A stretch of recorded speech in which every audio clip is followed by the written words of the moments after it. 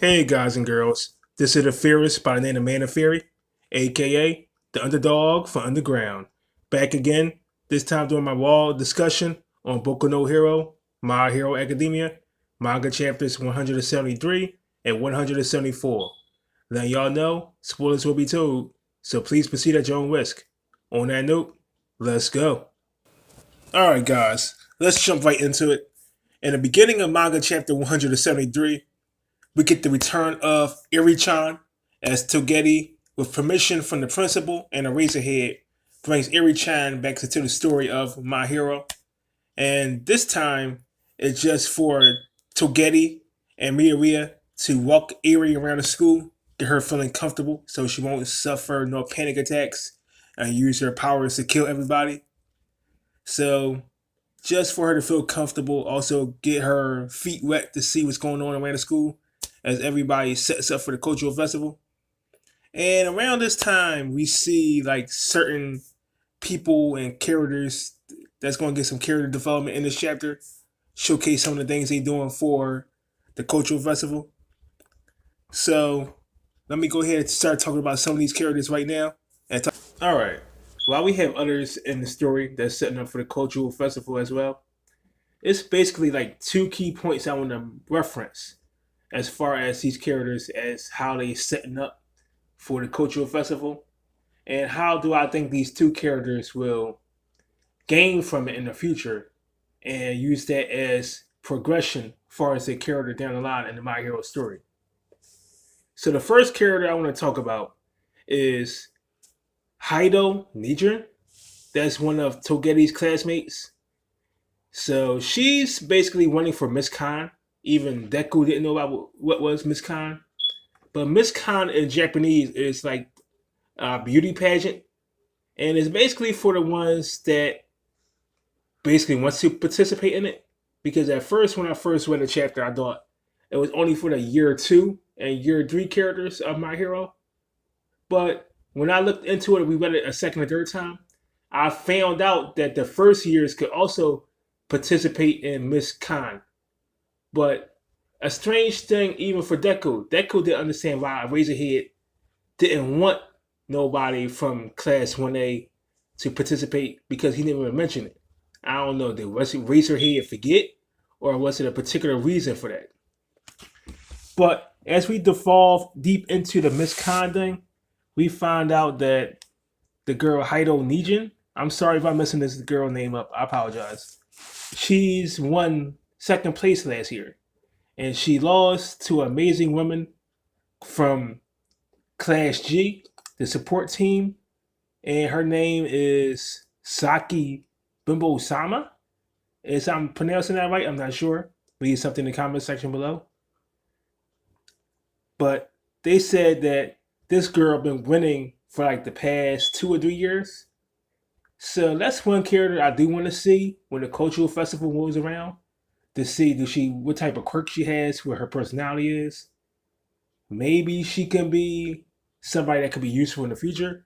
I'm just throwing it out there. I'm not sure. But to see the fact that Haido is going all in, dressing up, trying to win. Even she said this is her last year, her last chance to win, and she's putting her best foot forward. For me, that's actually going to be a positive because I want to see more character development with her. As far as the non-principles of death arc, we've seen her a little bit as far as what she could do, but I actually want to see her character more fleshed out. And the best comedy scene of the whole chapter was the fact that Deku was blushing, like talking about how attractive she was. And besides talking about how amazing her body was, Deku was talking about how amazing her face was as well. So I was cracking up when I seen that. But we have to remember that Deku is basically like 14 and 15 years old, and he's basically like a nerd. He's isolated. I'm basically going to assume that Deku never talked to a female except on that friend type level a day in his life.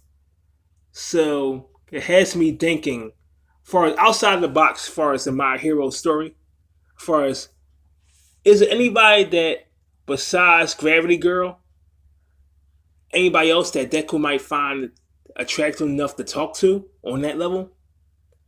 Something minor I want my viewers to think about. Y'all can leave something in the comment section below. It just we can discuss that further. Hopefully that's something I might discuss in a future video, might not. But who knows?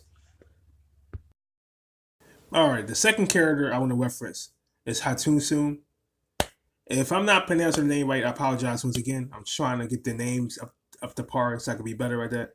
But basically, the character I'm talking about is the one in the sports festival that was making the tech, making the gear that she wanted some of the characters from 1A to try out so she could get publicity from some of the other tech companies.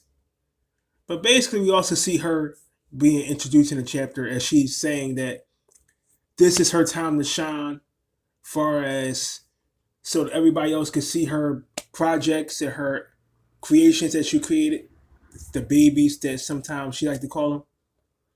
And with her, she's also been one of my most interesting characters. I hope to see character development from because she seems like she's witty. One, she makes interesting gear, interesting, unique gear that sometimes, well, I should say lately, it's been like 50 to 60% of the time been like malfunctioning or has some type of issues, error. But it's just been like her issues with her tech has been more like trial and error. The more times she fell, the more she comes up with something better, a better version of it. And for me, I could see her being like the main tech girl for the university, for the school, like coming up and creating like a whole bunch of different tech for each of the heroes when they graduate, especially Deku. And she references a certain person in like the Batman series I'm about to mention right now. And anybody who followed the Batman series followed Oracle. Oracle basically is like the former Commissioner Gordon's daughter, or should I say former? I meant to say Commissioner Gordon's daughter, who got injured by Joker. And because of that, she became like the main tech geek guy for like Batman. Always a master expert as far as to hack into anything. It can master Batman's technology better than him. As far as the bat plane and the bat suits. So I could see her being some type of Oracle like thing or person for Deku in the future that can give him different tech depending on who he's fighting or whatever skill he masters until he masters 100%. But that's just my opinion. So what do you think about that character development I could see for her in the future? If y'all believe it, just leave it in the comment section below and let me know why you do. If you don't, same thing, leave it in the comment section below. And let me go on to the second part of this chapter I want to discuss. Alright, the second part of this conversation I want to discuss is the most interesting thing in the chapter to me. It was basically the conversation between the principal and the Japanese officials on the differences of keeping the cultural festival as is or basically shutting it down. And what the Japanese officials were saying was the fact that since the school got attacked before because of Shigaraki, they didn't want to have the repeat chance or the remote chance of the school being attacked again. So it would look bad, especially with the public eye, more squared on the school and on the world of heroes as it is right now, because of the fact that since All Might died, the villains been increasing, damage have been increasing, the attacks on the civilians have been increasing, and it seems like the heroes, far as to date, have no answer for that. And it seems as the Japanese officials is taking more of hands-on matter with that situation, as they personally going to the principal saying like, yo, you gotta shut this down right now. If y'all take another attack, it's gonna look bad in the public eyes. And then it's gonna look bad as far as with the government. Of course, the principal says, no, we can't do that right now because of the fact that this is important to the students because this has helped them relieve some stress instead of constantly grinding to train their skills so they can grow up and graduate to be heroes. Actually let them be more like teenagers and kids for a moment, just have fun and do like normal activities. So we see that's where they're clashing heads right now as well. I'm sorry, in part, it's also a part two to that because of the fact that the government knows that Erie's going to be there as a person watching the festival, and we already know how OP her powers is. And that brings an interesting topic. What happens if the school does get attacked by General La Brava or even Shirawaki? Who's to say Shirawaki may not attack? He uses the opportunity to attack the school. Even though the principal says he triple checked all the security, make sure everything is on point and that anything happens, even alarm sounds, they're gonna shut it down. But who's to say Shirawaki don't have spies that can break through? And plus, we still got that traitor lurking around that can let Shirawaki, that might be working for Shirawaki. So let me know in the comment section below if y'all think Shirawaki might use this opportunity at the cultural festival to kidnap Eri and use her for his purposes, which we probably will see in the future. And one more interesting tidbit I want to discuss. It's just referencing the Japanese government. My opinion is, as far as what the Japanese government is, I think they might sabotage the cultural festival on purpose. Only because that might benefit them so they can spin the public in their way to say that UA is continuing to mess up as a possibility to finally shut down UA and probably change the whole way of heroes being shown to the world. So that's something like off the radar I want y'all to discuss as well. Who believes that the Japanese government will intentionally kidnap Eri or basically cause damage to make the UA look bad for their benefit for whatever plans they have in the future? The second thing I want to discuss real quick as far as my wild card idea. Leave that in the comment section below.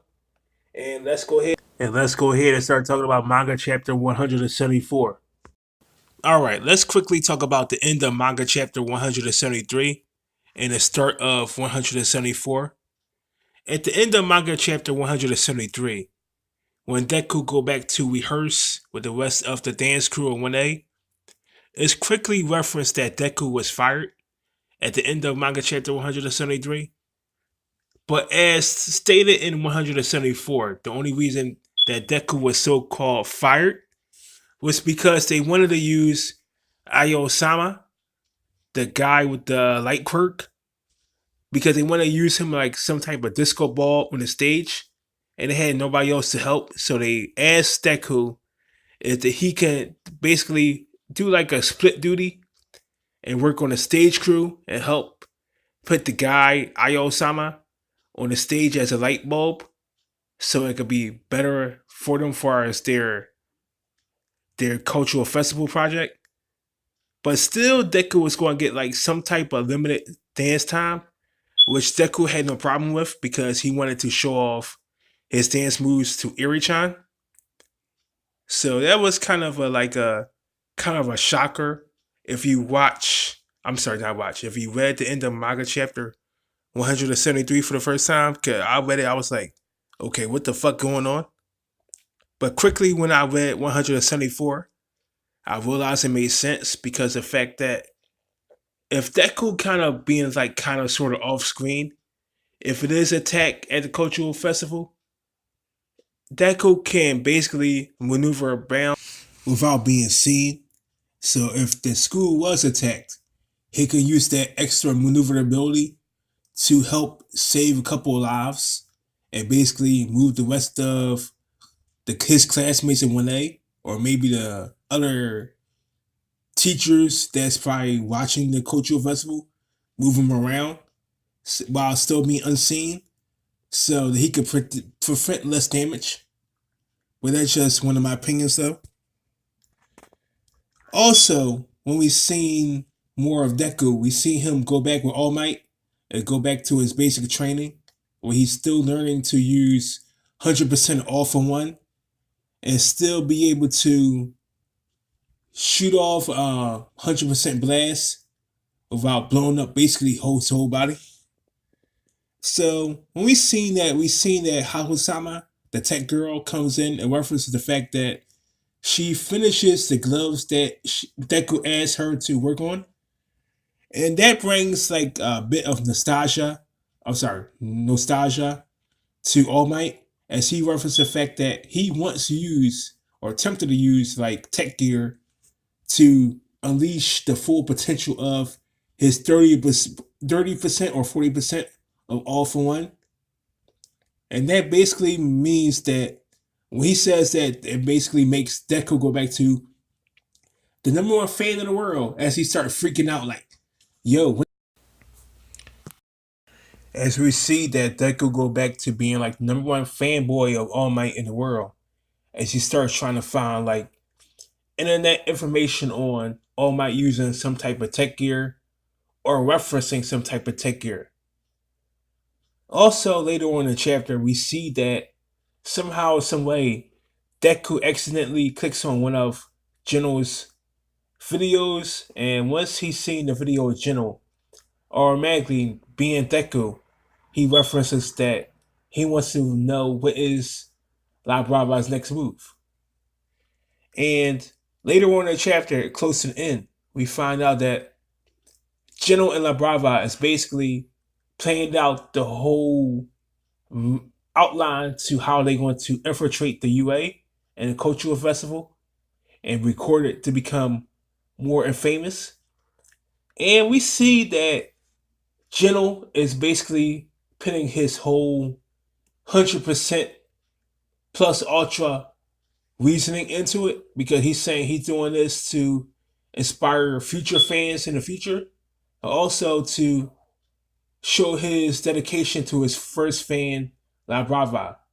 And then we see a future flashback of how Geno and La Brava first met and how they became to the dynamic duo they is now.